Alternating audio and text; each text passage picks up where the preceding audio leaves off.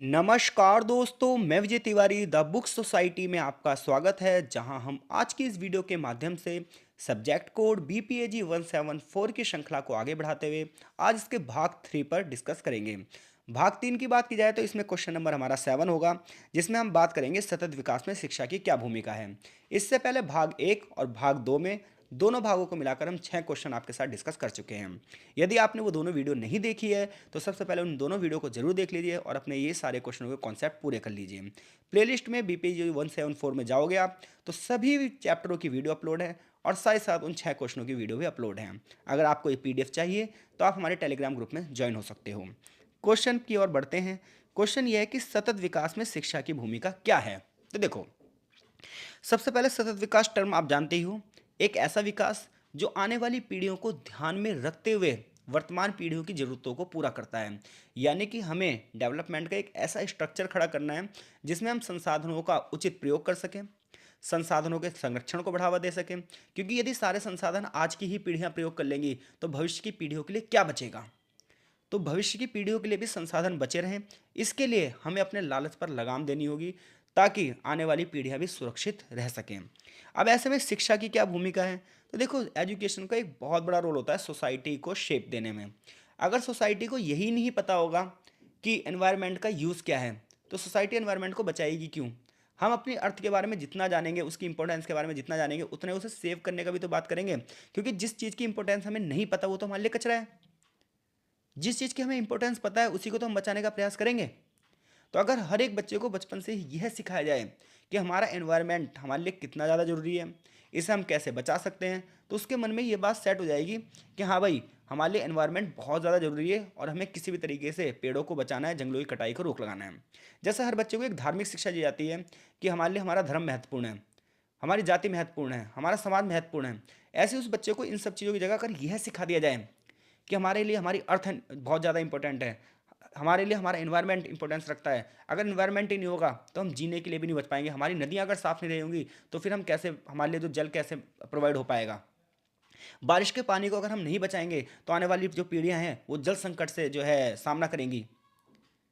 तो अगर हर बच्चे को बचपन से घर में ये सारी चीज़ें सिखाई जाने लग जाएगी तो एक दिन पर्यावरण जो है वो सुरक्षित हो जाएगा। और ये बात सिर्फ और सिर्फ शिक्षा के माध्यम से ही पूरी की जा सकती है। इसीलिए आपके ग्रेजुएशन के कोर्स में भी ये सस्टेनेबल डेवलपमेंट नाम की बुक है। तो अब आप समझे कि सतत विकास में शिक्षा की क्या भूमिका है। तो सतत विकास वह प्रक्रिया है, यहाँ पर आप डेफिनेशन देखेंगे, जिसमें हम वर्तमान पीढ़ी की आवश्यकताएं इस प्रकार से पूरी कर रहे हैं कि भविष्य की पीढ़ियों की आवश्यकताएं प्रभावित ना हो, उनकी भी आवश्यकताएं बनी रहे, उन्हें भी संसाधन प्रोवाइड किया सके। क्योंकि इसमें शिक्षा एक महत्वपूर्ण भूमिका निभाती है। ये लोगों में अवेयरनेस लेकर आती है, ज्ञान को बढ़ावा देती है, स्किल्स को बढ़ावा देती है और पर्यावरणीय जो चुनौतियां हैं उनका सामना करने योग्य बनाती है। तो सतत विकास में शिक्षा का महत्व यह है कि सबसे पहली बात तो शिक्षा जो है वो अवेयर करती है लोगों को। शिक्षा सतत विकास के लिए जागरूक नागरिक तैयार करती है और ये पर्यावरणीय मुद्दों पर डिबेट करती है, जलवायु परिवर्तन को रोकने का प्रयास करती है, वनों की कटाई को रोकने का प्रयास करती है और बायोडायवर्सिटी के जो नुकसान हैं उसे समझने और उनसे निपटने के लिए समाज को तैयार करती है। जैसे आपने देखा होगा, बहुत सारी लोकल कम्युनिटी में क्या होता है, लोग बाग कूड़ा जला लेते हैं। बताओ कि उन्हें यही नहीं, उन्हें ये लगता है कि हम कूड़ा जला के क्या कर रहे हैं, कूड़े को ख़त्म कर रहे हैं। लेकिन उन्हें नहीं पता उस कूड़े को जलाने की वजह से जो धुआं हो रहा है, कार्बन उत्सर्जन हो रहा है, उससे कितना ज़्यादा नुकसान हो रहा है। तो अगर वो लोग शिक्षित होंगे, उन्हें इन चीज़ों के बारे में पता होगा, तो वो भी जागरूक हो जाएंगे और वो भी पर्यावरणीय संरक्षण में अपना योगदान देंगे। तो इस प्रकार से शिक्षा जागरूक नागरिक तैयार करती है। शिक्षा टिकाऊ जीवन शैली को बढ़ावा देती है। शिक्षा लोगों को संसाधनों के कुशल उपयोग, टिकाऊ जीवन शैली अपनाने के लिए प्रेरित करती है। ये उपभोक्ता व्यवहार को बदलने की बात करती है और पर्यावरण के हिसाब से जो आदतें हैं वह विकसित करने में मदद करती है। इसके अलावा शिक्षा जो है वो नवाचार और तकनीकी कौशल को बढ़ावा देती है। जो लोग प्रौद्योगिकी के बारे में पढ़ रहे हैं, इंफॉर्मेशन टेक्नोलॉजी के बारे में पढ़ रहे हैं, वो लगातार अब ग्रीन टेक्नोलॉजी को बढ़ावा दे रहे हैं ताकि दीर्घकालिक आर्थिक विकास हो और पर्यावरण को भी बचावा किया जा सके। शिक्षा सामाजिक और सांस्कृतिक विकास को बढ़ावा देती है। शिक्षा का उद्देश्य केवल पर्यावरणीय और आर्थिक विकास तक सीमित नहीं है, बल्कि ये तो जेंडर इक्वेलिटी की बात करती है, गरीबी खत्म करने की बात करती है और समाज में सभी लोगों की भागीदारी को बढ़ावा देती है। जब प्रत्येक व्यक्ति सम्मानपूर्वक जीवन जिएगा तभी तो समाज में शांति स्थापित होगी, तभी तो समाज में तालमेल स्थापित होगा। शिक्षा विश्व के सहयोग को प्रेरित करती है, जिससे सभी लोगों को पता चलता है कि हमारी प्रॉब्लम कॉमन है और उन कॉमन प्रॉब्लम को सॉल्व भी सभी लोग मिलकर ही कर सकते हैं। और जब हर एक व्यक्ति जागरूक होगा तभी ऐसी समस्याओं से हम निपट पाएंगे। फॉर एग्जाम्पल, शिक्षा के माध्यम से पर्यावरणीय जागरूकता अभियान चलाए जाते हैं, जैसे कि भारत में स्वच्छ भारत अभियान चलाया जा रहा है। पर्यावरण संरक्षण की दिशा में एक बहुत बड़ा कदम है। हरित स्कूल कार्यक्रम विद्यालय में बच्चों को पर्यावरणीय संरक्षण के प्रति जागरूक किया जा रहा है और सिलेबस में सतत विकास को शामिल किया गया है ताकि हर एक बच्चा सस्टेनेबल डेवलपमेंट के बारे में जान सके। निष्कर्ष यह है कि सतत विकास में शिक्षा का उद्देश्य सिर्फ ज्ञान को बढ़ावा देना नहीं है, बल्कि एक ऐसी पीढ़ी भी तैयार करना है जो पर्यावरणीय और समाज की चुनौतियों को समझे और टिकाऊ समाधान निकाल सके। शिक्षा के बिना सतत विकास नहीं हो सकता, क्योंकि लोग अवेयर ही नहीं होंगे, लोग जो है एनवायरनमेंट के बारे में जानेंगे ही नहीं, तो वो उसको बचाने का प्रयास भी नहीं करेंगे। क्वेश्चन नंबर 8 और जो लास्ट क्वेश्चन है इस पीडीएफ का वो ये है कि टिप्पणी कीजिए। पेपर में भी जो 8वां क्वेश्चन आता है वो टिप्पणी करने के लिए ही आता है और इसमें 10-10 नंबर की आपको टिप्पणी करनी होती है 200 शब्दों में। क्वेश्चन है पहला, वैकल्पिक संसाधनों का उपयोग बताओ क्या होता है, और दूसरा है सामूहिक लेकिन विभेदित जिम्मेदारियों का सिद्धांत क्या है। तो सबसे पहले हम वैकल्पिक संसाधन क्या होते हैं इनके बारे में बात करेंगे। तो देखो, वैकल्पिक संसाधन वो संसाधन होते हैं जो उन संसाधनों की जगह पर इस्तेमाल किए जाते हैं जो समाप्त होने वाले हैं। फॉर एग्जाम्पल मैं आपको बताता हूँ, जैसे पहले हमारी निर्भरता कोयले पर ज़्यादा थी, अब कोयले पर निर्भरता हमने कम कर दी और पनबिजली को बढ़ावा दिया है, क्योंकि हमें पता है कि कोयला जो संसाधन है वो सीमित है, आने वाले समय में ये खत्म हो जाएगा, तो हम उसका सब्सिट्यूट यूज़ कर रहे हैं। तो वैकल्पिक संसाधन का मतलब ये होता है कि वे संसाधन जो समाप्त होने की कगार पर हैं, उन्हें बचाने के लिए, उनके संरक्षण को बढ़ावा देने के लिए हम उनकी जगह दूसरी चीज़ें यूज़ करें।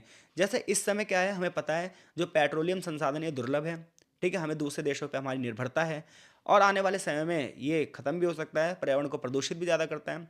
तो हम उसके विकल्प ढूंढ रहे हैं, जैसे सीएनजी वाहन चल रहे हैं या फिर वर्तमान में इलेक्ट्रॉनिक व्हीकल्स जो चल रहे हैं। तो ये कहीं ना कहीं हमारी पेट्रोलियम पर निर्भरता को क्या कर रहे हैं, कम कर रहे हैं। तो ये सब क्या है, वैकल्पिक संसाधन है। वैकल्पिक संसाधनों का महत्व क्या होता है, ये सीमित संसाधनों का संरक्षण करते हैं। जैसे कि अगर हम अपने जीवाश्म ईंधन की बात करें तो ये सीमित मात्रा में उपलब्ध हैं, अगर इनका हम अधिक उपयोग करते हैं तो ये पर्यावरणीय समस्याएं पैदा कर सकते हैं। तो इनकी जगह हम जैसे सौर ऊर्जा को बढ़ावा दें तो कहीं ना कहीं कोयले वाली बिजली पर जो हमारी निर्भरता है वो कम होगी। पवन ऊर्जा को बढ़ावा दें, जैव ऊर्जा को अगर हम बढ़ावा देते हैं तो इससे जो हमारे नेचुरल रिसोर्सेज हैं, प्राकृतिक संसाधन है जिन्हें बनने में हजारों लाखों साल लग जाते हैं, उन्हें बचाने में ये सहायता करते हैं। ये पर्यावरणीय प्रभाव भी कम करते हैं। जैसे अगर आप सौर ऊर्जा का प्रयोग कर रहे हो तो सौर ऊर्जा पर्यावरण को क्या ही प्रदूषित करेगी, लेकिन अगर हम पनबिजली का प्रयोग कर रहे हैं तो उसमें क्या है, जो है बिजली बनाने में प्रदूषण हो रहा है। कोयले पे आधारित बिजली बना रहे हैं तो कोयला को जलाने में प्रदूषित हो रहा है। तो अगर हम ग्रीन टेक्नोलॉजी का यूज़ कर रहे हैं तो कहीं ना कहीं ग्लोबल वार्मिंग को क्या करती हैं, कम करती हैं। चुनौतियाँ ये हैं कि वैकल्पिक संसाधनों के उपयोग में कॉस्टिंग बहुत ज़्यादा आती है, लागत बहुत ज़्यादा आती है, और जो विकासशील और अल्पविकसित देश हैं इनके पास इतना पैसा नहीं होता है कि ये इतनी बड़ी कॉस्टिंग लगा पाएँ। जैसे हमें मान लो सोलर पैनल लगवाना है 3 किलोवाट का, तो लगभग 1 लाख से ऊपर का लगेगा। अब इतना पैसा एक गरीब व्यक्ति कहाँ से लेके आएगा कि उसे वो 3 किलोवाट 2 किलोवाट का सोलर पैनल लगवा सके। तो निष्कर्ष ये निकलता है कि वैकल्पिक संसाधनों का उपयोग सतत विकास में एक महत्वपूर्ण भूमिका निभाता है, लेकिन साथ साथ इसके सामने चुनौतियाँ ये हैं कि कहीं ना कहीं फाइनेंशियल समस्या है इसके सामने। अगला क्वेश्चन है साझी संपदा लेकिन जिम्मेदारियां अलग अलग का सिद्धांत क्या है, इस पर टिप्पणी कीजिए। बहुत इंपॉर्टेंट क्वेश्चन है, कई बार आता है ये क्वेश्चन कि साझी संपदा लेकिन विभेदित जिम्मेदारियां। तो साझी संपदा वे संपदाएं हैं जिस पर किसी एक देश का नहीं बल्कि पूरे विश्व का नियंत्रण है। तो देखो क्या हुआ था वो सुनो। 1992 की बात है, रियो में सम्मेलन हुआ और रियो में ये सम्मेलन हुआ कि भैया पर्यावरण को बचाने के लिए सभी देश क्या होंगे, एकजुट होंगे, और ये जो पर्यावरण है पूरे विश्व की साझी संपदा है, पूरे विश्व की साझी विरासत है। इस पर किसी एक देश का नियंत्रण नहीं है बल्कि पूरे विश्व का नियंत्रण है। जैसे कि अगर ओजोन लेयर अगर खंडित होती है तो उसका नुकसान पूरे विश्व को झेलना पड़ेगा, वातावरण अगर प्रदूषित हो रहा है तो उसका नुकसान पूरे विश्व को झेलना पड़ेगा। तो इसलिए पूरा विश्व मिलकर आए, हाथ आगे बढ़ाए और पूरे विश्व को बचाया जाए। तो इसके लिए क्या करना होगा, हमें कार्बन कम करना होगा। अब देखो ये सिद्धांत बड़ी चालाकी से दिया गया, भारत ने इस सिद्धांत का विरोध किया। भारत ने कहा भाई देखो, जो अमेरिका है, ब्रिटेन है, इन लोगों ने सबसे ज़्यादा इंडस्ट्रियल डेवलपमेंट किया है, यानी कि यहाँ पर सबसे ज़्यादा औद्योगिक विकास हुआ है। अब सबसे ज़्यादा उद्योग अगर ब्रिटेन में लगे हैं, अमेरिका में लगे हैं, तो नुकसान भी पर्यावरण को किसने पहुंचाया होगा, सबसे ज़्यादा ब्रिटेन और अमेरिका ने। तो ये क्षेत्र तो विकसित हो चुके हैं, इनके यहाँ तो फैक्ट्री लग चुकी है, इन्होंने तो पर्यावरण को सबसे ज़्यादा प्रदूषित कर दिया है। हम लोगों ने तो अभी कुछ किया ही नहीं है, हमारा डेवलपमेंट भी नहीं हुआ है। तो हम ये बात मानते हैं कि संपत्ति सबकी साझी है, बचाने का प्रयास भी सबको करना चाहिए, लेकिन जिन्होंने ज़्यादा नुकसान करा भरपाई भी तो वही ज़्यादा करेंगे।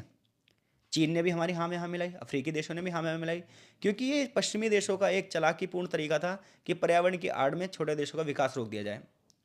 तो भारत और चीन ने क्योटो प्रोटोकॉल पर साइन नहीं किए। अब यहीं से सिद्धांत ये आया कि संपदा तो साझी है, लेकिन जिम्मेदारी अलग अलग है, क्योंकि विकसित देशों ने नुकसान ज़्यादा पहुंचाया है तो भरपाई वो ज़्यादा करेंगे। भारत चीन जैसे जो विकासशील देश हैं, इन्होंने इतना फायदा नहीं इतना ज़्यादा नुकसान नहीं पहुंचाया है, तो ये अपनी जिम्मेदारी निभाएंगे, लेकिन उतनी नहीं जितनी विकसित देश निभाएंगे। तो संपत्ति साझी है, लेकिन जो ज़्यादा नुकसान पहुंचाएगा भरपाई भी तो वही करेगा। तो पर्यावरण सबकी साझी संपदा है, लेकिन नुकसान सबसे ज़्यादा पश्चिमी देशों ने अपना करा है। अमेरिकी देशों ने, यूरोपियन देशों ने सबसे ज़्यादा इंडस्ट्रियल डेवलपमेंट किया, तो इंडस्ट्रियल कचरा भी इन्होंने सबसे ज़्यादा पैदा किया है, कार्बन भी सबसे ज़्यादा इन्होंने पैदा किया है, पर्यावरण को नुकसान भी सबसे ज़्यादा इन्होंने पहुंचाया है। तो भारत जैसे देश जो हैं वो इस पर साइन क्यों करें? क्योंकि अगर हम कार्बन कम करते हैं तो इंडस्ट्रियल डेवलपमेंट ही नहीं हो पाएगा, क्योंकि विकास जो है वो पर्यावरण की कीमत पर ही मिलेगा। और इसी को बोलते हैं हम साझी संपदा, लेकिन जिम्मेदारियां अलग अलग। ठीक है, तो यहाँ पर यही है, साझी संपदा का महत्व क्या है कि जो हमारा वायुमंडल है, जल है, पर्यावरण है, बायोडाइवर्सिटी है, ये सभी देशों के लिए साझा संपत्ति है, और इनका संरक्षण करना, इन्हें बचाना सभी देशों की जिम्मेदारी है। लेकिन ये सिद्धांत ये कहता है कि विकसित देशों ने ऐतिहासिक रूप से औद्योगिकरण के बाद, इंडस्ट्रियलाइजेशन के बाद अधिक दोहन किया है, कार्बन को बढ़ावा दिया है, इसलिए इन समस्याओं के समाधान के लिए इनकी जिम्मेदारियां ज़्यादा होनी चाहिए। वैश्विक सहयोग का सिद्धांत है, पूरे विश्व के सहयोग की बात करता है। यह सिद्धांत का महत्व तो अच्छा है कि यह पर्यावरणीय न्याय को बढ़ावा देता है, वैश्विक समानता को बढ़ावा देता है, विकासशील देशों को तकनीकी सहायता प्रदान करता है। लेकिन चुनौतियां यह है कि विकसित देश अपनी जिम्मेदारियों से बचने का प्रयास करते हैं। वो अपनी आमदनी बढ़ाने के लिए लगातार पर्यावरण को प्रदूषित करते जा रहे हैं। हर साल पेरिस समझौते में, हर साल पेरिस सम्मेलन होता है पर्यावरण को बचाने के लिए, और उसमें हर साल बात की जाती है हम कार्बन कम करेंगे, लेकिन अगले साल जब बैठक होती है फिर से पर्यावरण प्रदूषित मिलता है। तो फिर उस बैठक का फ़ायदा ही क्या? यानी कि बात कुछ और की जाती है, कार्य कुछ और किए जाते हैं। तो सारी संपदा लेकिन विविध जिम्मेदारियों का सिद्धांत आएगा, तो मैं आशा करता हूँ ये क्वेश्चन आप कर दोगे। तो टोटल हमने इस पीडीएफ में 8 क्वेश्चन आपके साथ डिस्कस किए हैं, और ये सारे के सारे क्वेश्चन बहुत ही इंपॉर्टेंट क्वेश्चन हैं जो पेपर में बार बार आते हैं। और अगर आप इन क्वेश्चनों को कर लेते हैं तो आप डेफिनेटली, ये क्वेश्चन तो आने ही आने चाहिए, तो ये तो आप कर ही दोगे। अगर इसके अलावा कोई और क्वेश्चन आया तो उसके लिए भी आपको आइडिया मिल जाएगा। अगर आपको ये पीडीएफ परचेस करनी है तो आप हमारे टेलीग्राम ग्रुप में हमसे ज्वाइन हो सकते हैं। तो आपका बहुत बहुत धन्यवाद। मिलते हैं आपसे नेक्स्ट सब्जेक्ट कोड के साथ, तब तक के लिए आपका धन्यवाद।